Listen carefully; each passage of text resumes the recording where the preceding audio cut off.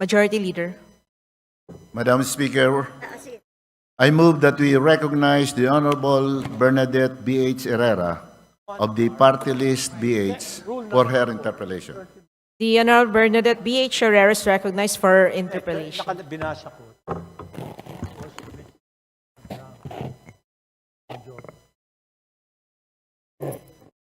Excuse me. Thank you, Madam Speaker. Magandang hapon, ay magandang umaga po or tanghali na pala. Madam Sponsor, my first question is with regards to the status of contract of service and job contract since DBCC naman ito dun sa special provision. Madam Sponsor, yung regarding din sa inquiry ko before on solo parents because on our law, sabi, they are entitled. Kahit job contract sila, job order or contract of service sila, they are entitled to the 7-day leave.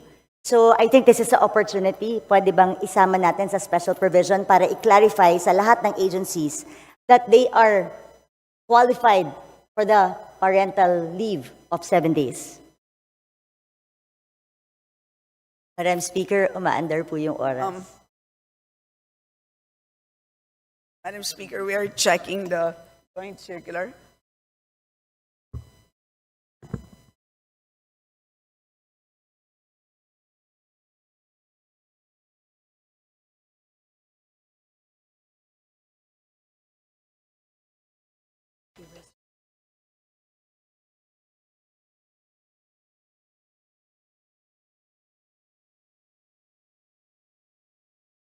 Madam Speaker. Madam Speaker, there's a joint circular and there's a joint circular number 1, series of 2017, issued June 15, 2017. And I will read to you one provision which could be a problem. And I'll read to you the provision verbatim. The services of the contract of service and job order workers are not covered by civil service law and rules, thus not creditable as government service. They do not enjoy the benefits enjoyed by government employees, such as leave, pera, rata, and 13th month pay. So that is what the DBM has told me, but if it is specific in the solo parents law, I will support you, Madam Speaker, Your Honor. Yes, Madam Speaker, because a mere joint memorandum circular isn't enough para na-supersede. May batas tayo, bagong Yes. pasa yung batas, mas latest Yes. yung batas. So we have to follow that. That's why we have to put it in the special provision. I know that's what the problem is. Walang employee-employer relationship, si job order at saka si contract of service. But we should have thought of that before we passed the law. But we passed the law and signed by the President. That is So we have to honor the law. That is correct. I tend to agree with you. So, definitely, hindi tayo papayag na a joint circular will trump the law. So, paglalaban po natin yan, Madam Speaker. I will submit a proposal for a special provision so that all agencies, national government agencies, recognizes this. Even the DOJ during the IRR acknowledges, kasama sa batas siya eh. So dapat i-implement po natin para sa mga solo parents sa job order and contract of service. Sige po, Madam Speaker. Ay, sorry. Could you kindly repeat? Yes, no, I will submit a special provision para to correct lang at magkaroon ng mandate yung mga departments to actually allow the solo parents ng job order and contract of service. Pinisa natin yung batas eh, so we have to honor it. Do I have to read the special provision, Madam Speaker? Yes, if I may. you can, to put it Yeah. on record, Madam Speaker. Granting parental leave benefits to solo parents working in the government under job order or contract of service, pursuant to Section 7 of Republic Act Number 8972 as amended by Republic Act Number 11861, otherwise known as the Expanded Solo Parents Welfare Act, a forfeitable and non-cumulative parental leave of not more than 7 working days with pay every year shall be granted to any solo parent employee regardless of employment status who has rendered service or at least 6 months. This shall apply to those who are working in the public sector under job order or contract of service. Thank you, Madam Chair. Madam Speaker. Next question. So overall savings, I just noticed na after 2015, hindi na nagkaroon ng reporting. Then bumalik siya noong 2020 and 2021. Then afterwards, no more reporting again as to the overall savings of each department.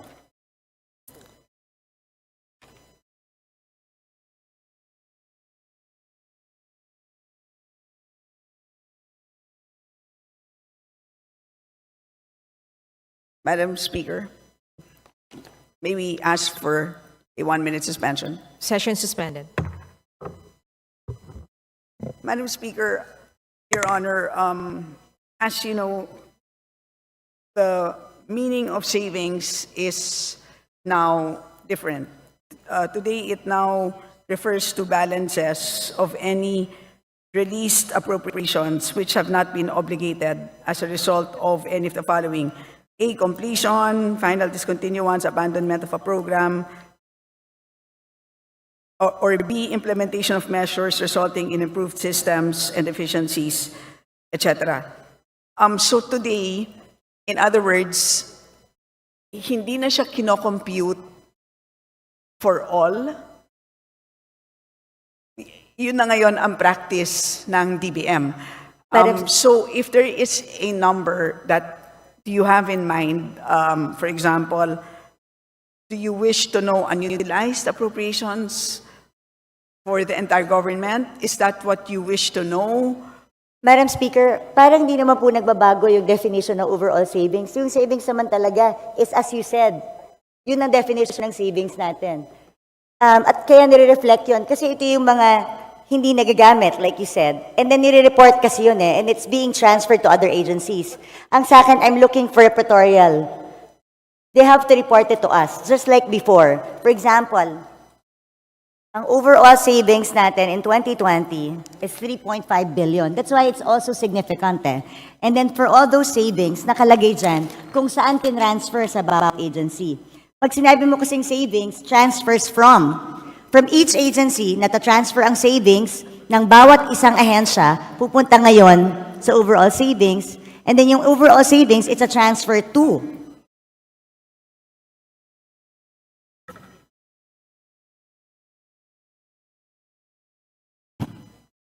Madam Speaker, it can be provided, but they don't have the figures now.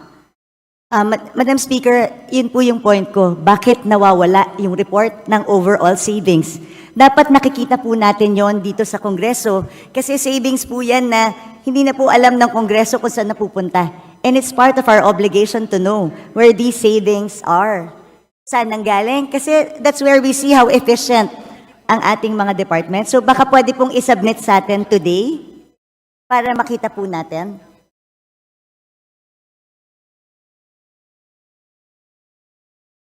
Ang pagkakaiba, Madam Speaker, today is that the agencies themselves use their own savings.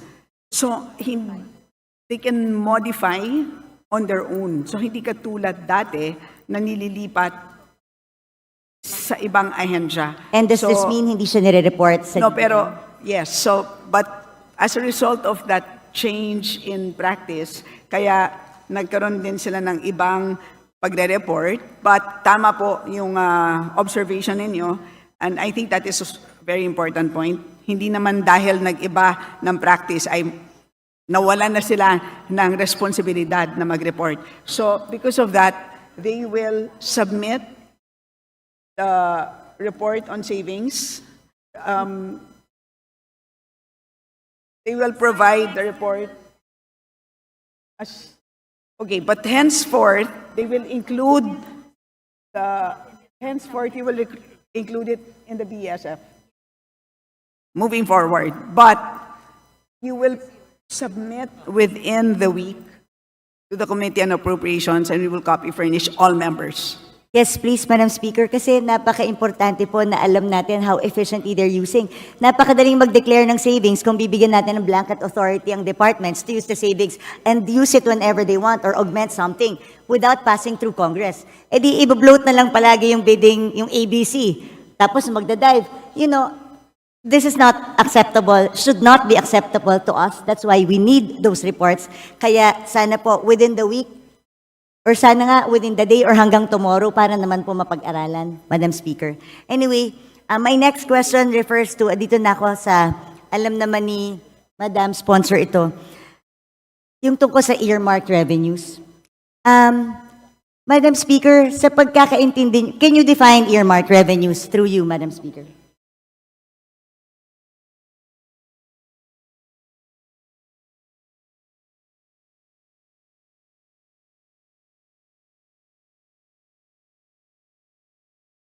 Earmarked revenues, Madam Speaker, are identified revenues required by law to be used for designated activities, benefits, or purposes which can be either classified as use of income or special account in the general fund or SAGF.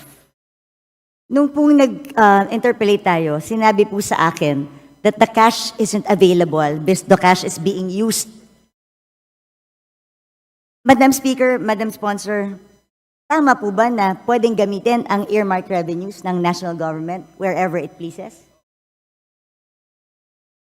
Yun ang practice po ng natin. But let me explain. Madam Speaker, yung tanong ko po, hindi kung practice siya or hindi.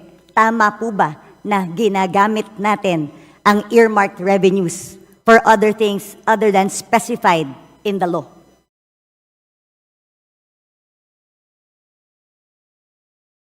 Madam Speaker, if I may be allowed, Yes. parang po siyang, if I may use a comparison, parang pong kung tayo po ay nagde-deposito sa isang bangko, nagdeposito tayo ng 100 piso, iniwan natin sa bangko yung ating 100 pesos. Habang hindi natin kailangan yung 100 pesos na yan, ini-invest ng bangko yung 100 pesos na yan.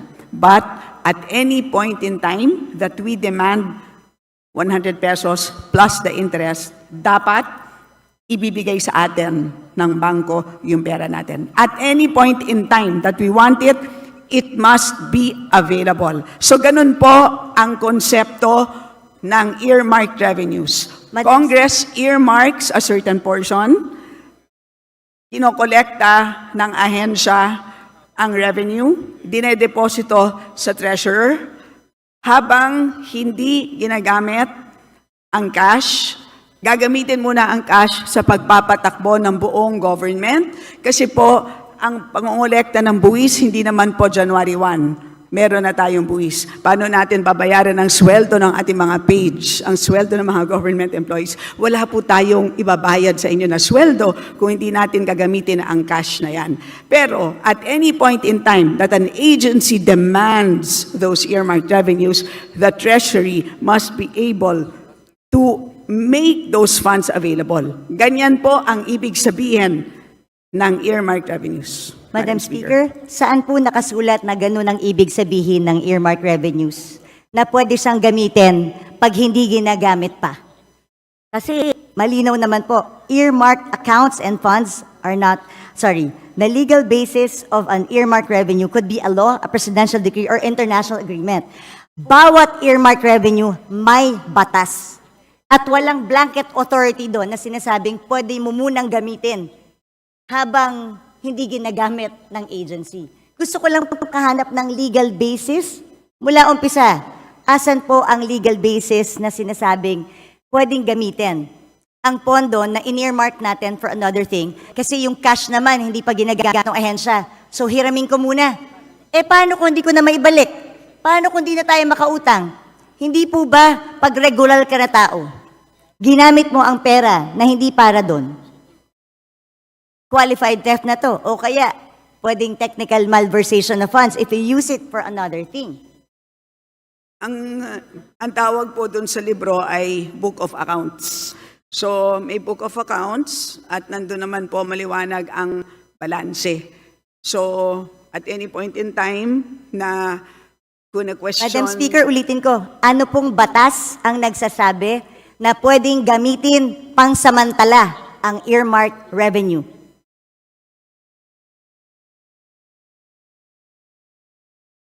So, hindi po ginagamit ang revenue. Maliwanag po yun. Yung pera, Madam Speaker. Saan po sinasabing batas na yung cash na nakolekta ng isang collecting agency para sa isang bagay na naka-earmark? Kaya po tayo nagpasa ng batas sa Kongreso. Gusto ko itong SUF para lamang sa free wifi. O meron na siyang 24 billion na cash na nakadeposito. Pero sabi nga, yung cash na to nawawala na kasi ginagamit siya habang hindi pa ginagamit ng free wifi. Hindi ko po talaga masettle sa utak ko kung paano pwedeng, kung ano, yun lang naman tinatanong ko, ano po bang batas ang nagsasabi, yung cash na para sa free wifi, pwede munang hiramin ng national government para gastusin sa ibang bagay nang hindi nagpapaalam sa tamang or walang proper documentation.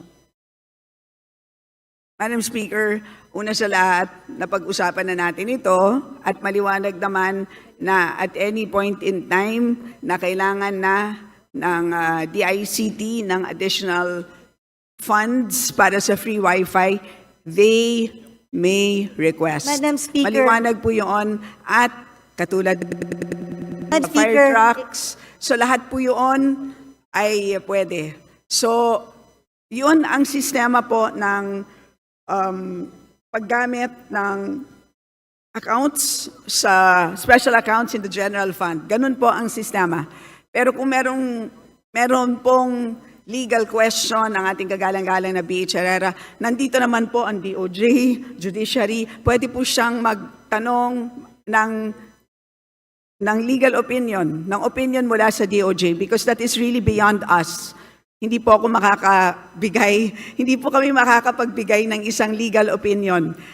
Yun ay pwedeng hingin sa DOJ, Madam Speaker. Madam Speaker, Your Honor. we are the power of the purse here. Tayo po ang nagpasa ng batas. Yung pera na in-earmark natin, mahirap po na ginagamit, tapos pag kailangan na, sasabihin mo, pag kailangan na, nandyan. Paano kung wala? Hindi ba ganun yung mga estafa cases? Hindi ba ganun yung mga pyramiding scams? Na pagka umutang ka ng pera, for such a, di ba, tapos biglang pagkailangan na, hindi mo na makuha. Pwede mo i-demanda yung taong yun. Ang sinasabi mo kasi, at any given time, ang defense mo is at any given time, pwedeng hingin ng free wifi yung budget. Eh, paano kung walang pera ang gobyerno? Sa akin, hindi yung it's readily available. That's not the point. Ang punto dito, pwede bang gamitin para sa ibang bagay ang cash na nilat ng Kongreso para sa isang particular na bagay? Hindi po excuse yung sasabihin natin, available naman pag gusto ng ahensya eh. Anong difference ito dun sa DAP?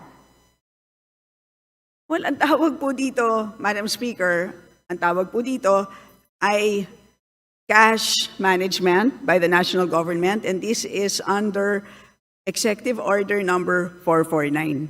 Yan po ang mandato ng ating National Treasury. So, kung meron pong legal question na gustong pang talakayin ang ating kagalang-galang na BH Herrera, ay pwede naman niyang itanong sa Supreme Court kung gusto niyang talakayin pa ito. But as far as we are concerned, at any point in time na hihingin ng ahensya, ang earmarked revenues na yan, dahil maliwanag po, mas maliwanag pa sa alas 8 ng umaga, ang balanse nila, ay demandable po yan.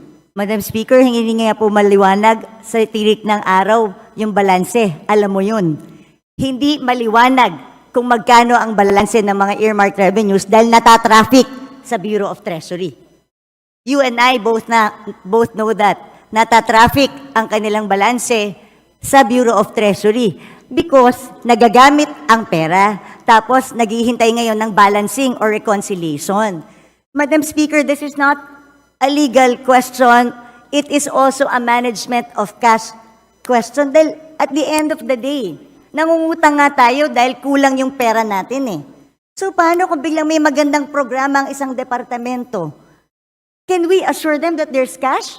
So bigla tayong we earmark this certain, ini-earmark natin ito sa bawat use niya. Kasi gusto nating i-make sure that the money is there at lagi siyang pwedeng gamitin. Tandaan natin, if yung humihiram ng pera ang may control kung anong ibibigay niya, then magdadamot ako ngayon sa pagbibigay kasi ginagamit ko eh. So they have the control eh. If you have the control, di ba? Kunwari ikaw ang may control ng pera, kung ano ang pwede mong gamitin at hindi. Tapos may humihinging ahensya sa'yo. Kung ginagamit mo yung pera, hindi ka magiging generous sa ahensya ibigay kahit mayroon silang tamang programa. Kasi you're making use of the cash available. Maganda lahat yan, Madam Speaker. But again, ang end balance halimbawa as of June 30, 728.785 billion pesos. So malaking amount of funds. Isipin na lang po natin kung lahat po ito ay binagsak natin ngayon, lahat sa mga ahensya, sa totoo lang po, mabibilaukan silang lahat. Hindi nila kayang ma-absorb lahat ito. So may ganun din na problema. So that is actually part of the mandate of our National Treasury, part of the mandate of the DBM. Kailangan nilang i-manage yan. So they cannot just flood all of these agencies with cash. So yun po, that's how we understand the cash management mandate of these agencies, Madam Speaker. Madam Speaker, cash management does not mean gagastusin mo yung pera pag hindi ginagamit. There's a difference, Madam Speaker. I never said na i-flood natin ng agencies. I'm just simply saying you cannot use the money that's particularly earmarked for a certain project na sinaad natin sa batas. Pero again, I did not say na i-flood natin sila. But I'm saying, tama po ba na ginagamit natin yung pera na sineasasad ng isang batas na hindi pwedeng gamitin? Malinaw po ang batas. Bawat section, andito po yan, makapal po yan eh. Ilan ang earmarked revenues natin? Nakaspecify doon, nandun lang siya pwedeng gamitin. so Very again, specific. Alam ko po yung sinasabi niyo yung one fund concept. Do you know the history of one fund concept when it started, Madam Speaker, Madam Sponsor? what is the question? Yung one fund concept, because yan po yung sanina sinasabi nyo na ito yung cash management, may one fund concept na yun ang sinasabi ng DOF na dun ginagamit. Kaya balikan natin yung history ng one fund concept. Ano ba ang pinanggalingan ng one fund concept, Madam Speaker, Madam Sponsor? Please enlighten the body, Madam Speaker. Galing po yun sa Presidential Decree, Presidential Decree pa yon during the time of President Marcos. Na lahat ng dormant accounts, yung mga off-budget accounts, yung mga lying around funds, yun ang pinagsama-sama. Wala po dong nakasulat any mention of earmarked revenues. At since 1977 pa po yung Presidential Decree na yun.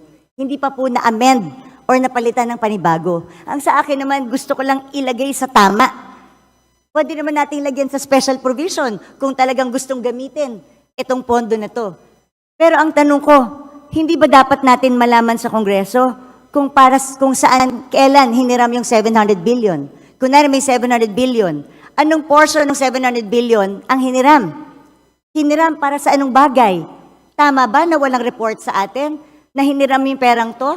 Tama ba na hindi nag-report sa agency? Kunwari, ako si DICT. Ang alam ko, meron akong 24 billion. Tama ba na hindi magpapaalam sa kanila? Pwede bang hiramin namin ang cash na ito para magamit namin sa ibang bagay? So, Madam Speaker, again, babalik po ako dun sa aking analogy earlier. Ang bangko niyo po ba, tuwing ini-invest yung 100 piso na dineposito ninyo, ay tinatawagan ba kayo para Ay, kung paano Madam Speaker, i-invest? kung ako po ay hindi nag-authorize, pwede ko pong sabihin sa bangko, huwag niyong galawin itong certain portion na to. Because tandaan niyo, hindi mo pwedeng i-relate sa bangko to. Batas ito. May blanket kang pinirmahan sa bangko. Nung nagdeposito ka, alam mo na pwede niyong gamitin para invest. That's part of the contract you paid for when you opened the account. Pero ito, batas ito na pinasa sa atin na earmark ang certain fund for a certain thing. Wala tayong authority na binigay doon sa ating batas o habang may cash, habang hindi ginagamit, Pwede nyo gamitin, national government, kung saan nyo gusto. Pag kinapos tayo, gamitin nyo na. O basta siguraduhin nyo, pagkakailangan ko na, ibalik nyo sa akin. But again, Madam Speaker, what is important is the balance. Paglilinaw lang po kung ano ang balanse ng bawat fund ay intact na intact po yan. Napakahuhusay po ng ating mga empleyado sa ating treasury. Complete po yan. So lahat po ng mga dinadagdag po dyan, lahat ng binabawas, intact po ang balances. Issue lang po because we have a ceiling at every point in time. Today, ang hinaharap natin na ceiling is 6.352 trillion pesos. Can you imagine, kung pinasok po natin itong 728 billion, mauubos yung 6.3 ng 728 billion ng in-earmark ng Kongreso. So paano po yung mga programa na gustong ipatupad ng ating national government? Yun ang mangyayari dito. How will our national government function kung lahat po ng ating earmarked revenues ay pinasok natin lahat doon Speaker. sa ating total budget ceiling? So yun po ang napakahirap na trabaho ng ating DBM or DBCC. So yun ang naging, ang ganda nga ng konsepto, di ba, ng cash management.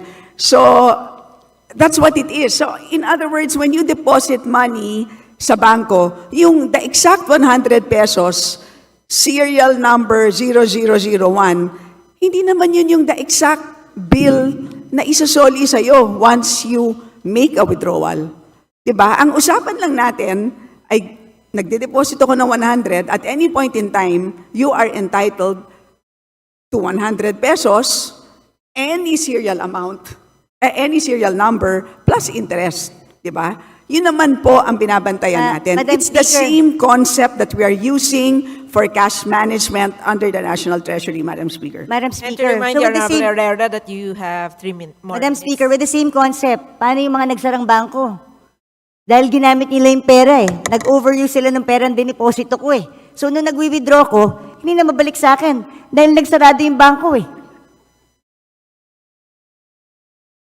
Like I said, Madam Speaker, again, I believe in the one fund concept, pero mag-amenda tayo ng batas. Isaayos natin. Ano ba sinasabi ko dito? Ever since all budget hearings, sayang ang mga pondo sa earmark revenues, sayang ang mga pondo sa off-budget, sayang ang mga dormant accounts. Ilagay natin sa one fund concept, I agree. Pero let's pass a law. Let's amend the PD. Let's amend the presidential decree or magpasa tayo ng batas dito sa Kongreso if we really want to allow that. Yun lang po yung aking palaging sinasabi kasi right now, and mag-report sila sa atin sa Kongreso kung saan nila ginamit at kailan na hiniram yung pera. Madam Speaker, hindi na natin alam saan napunta yung pera na ginamit na yon. Oo, nandyan. Pero nung hiniram nila, para kang nagsabi sa any empleyado, ito petty cash natin sa opisina. So ibig sabihin, kung meron akong petty cash dito sa opisina, kung merong mga ilangan sandali, ay hiramin ko lang sandali, ibabalik ko naman eh. Pag nabuko mo yung empleyado mo, is it acceptable? Kung kunwari, nagbigay ka ng pera specific sa iyong staff, para dyan lang yan. Tapos siniram ng staff mo, hiramin ko lang naman ibabalik ko rin Is that okay? Does it make it okay? Madam Speaker, it is not the same situation.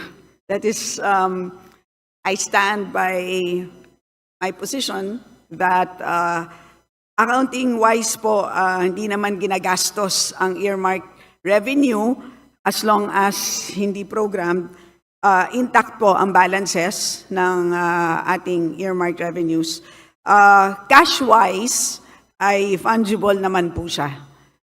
So, yun po ang sistema ng cash management. Kung may problema po ang ating kagalang-galang na BH Herrera, again, of course, she's free to file a resolution, file an inquiry, file or solicit an opinion from the DOJ. So, Madam Speaker, paano nga pag hindi na ibalik? Paano kung walang pera yung gobyerno?